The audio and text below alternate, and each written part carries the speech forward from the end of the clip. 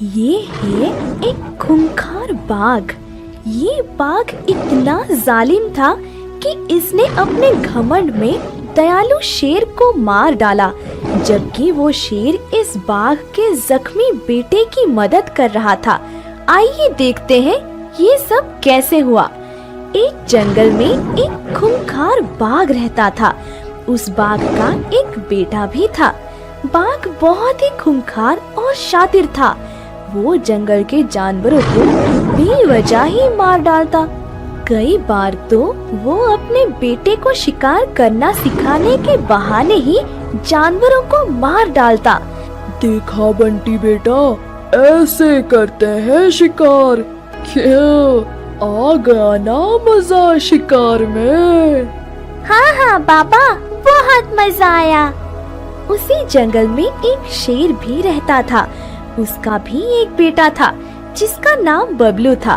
शेर बड़ा ही दयालु था और वो किसी जानवर पर अत्याचार नहीं करता था। शेर की तरह ही उसका बेटा बबलू भी बड़ा ही समझदार और नेक था। वहीं इसके उलट बाघ का बेटा बंटी अपने बाप की तरह बिगड़ैल बन गया था और दिन भर बस शरारतें करता फिरता था। एक दिन वो मस्ती मस्ती में एक पहाड़ी पर चढ़ जाता है और वहाँ पर मस्ती करने लगता है। इतने में ही उसका पैर फिसल जाता है और वो उस पहाड़ी से सीधा जमीन पर नीचे आकर गिरता है। नीचे गिरते ही वो लहूलुहान हो जाता है और उसके शरीर से खून बहने लगता है। उसी समय शेर वहाँ से गुजर रहा होता है। जब वो बाघ के बेटे बंटी को घायल अवस्था में देखता है तो तुरंत ही उसकी ओर भागता है। अरे, ये तो बाघ का बेटा बंटी है। ये तो बहुत ज्यादा घायल हो गया है। मुझे हकीम भालू को बुलाकर लाना होगा। शेर जल्दी से हकीम भालू को लेकर वहाँ आता है। हकीम भालू बंटी को देखता है और बोलता है, देखो शेर, इसका बहुत ज्यादा खून बह रहा है और सबसे पहले तो हमें इसका खून बहना बंद करना होगा, तभी इसकी जान बचने की कुछ उम्मीद है। तुम जल्दी से जाओ और तालाब के किनारे एक जड़ी बूटी का पेड़ है, उससे वो बूटी लेकर आओ। उससे ही इसकी जान बच सकती है। और हाँ, जल्दी आना, इसके पास ज्यादा समय नहीं है। देर हुई तो इसकी जान जा सकती है। हाँ हाँ हाकिम भालू, मैं बस यूं गया और यूं आया। शेर वहाँ से तेजी से तालाब की ओर निकल जाता है। शेर तेजी से भागता हुआ तालाब के किनारे पहुँचता है। उधर वो बाघ भी वहाँ शिकार की तलाश में घूम रहा था। अब तक उसे कोई शिकार नहीं मिला था। शेर को वहाँ पर घूमता देख उसका शातिर मन मचलने लगता है। अरे, आज तो मुझे कोई शिकार हाथ नहीं आया। क्यों ना इस शेर का ही शिकार किया जाए। वैसे भी ये खुद तो कुछ करता नहीं। धरती पर से आज एक बोझ खत्म हो जाएगा। उधर वो शेर वहाँ से वो जड़ी बूटी लेकर निकल रहा होता है कि वो बाघ शेर के पीछे से आकर उस पर एक ताकतवर वार करता है। शेर उस वार से संभल नहीं पाता और नीचे गिर जाता है और फिर वो बाघ उस शेर को वहीं पर मार डालता है। और जब वो शेर के मुंह में घास फूस देखता है तो हंसने लगता है।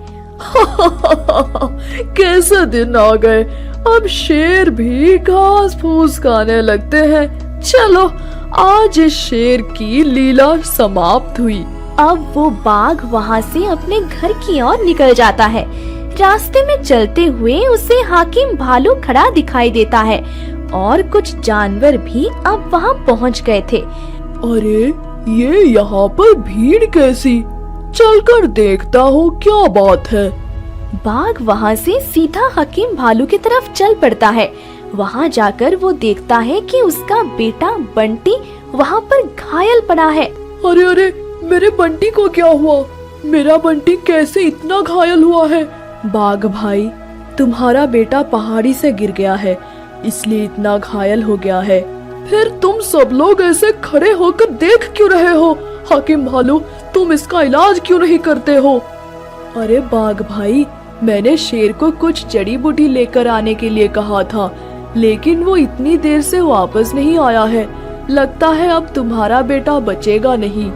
फिर बाघ अपना सर पीटने लगता है। हाय, मैं ये क्या कर दिया? मुझे क्या पता था कि वो शेर मेरे बेटे की जान बचाने के लिए वहाँ से जड़ी बूटी ले रहा था। मैं भी कितना जालिम हूँ। अब बाघ के बेटा बंटी मर चुका था।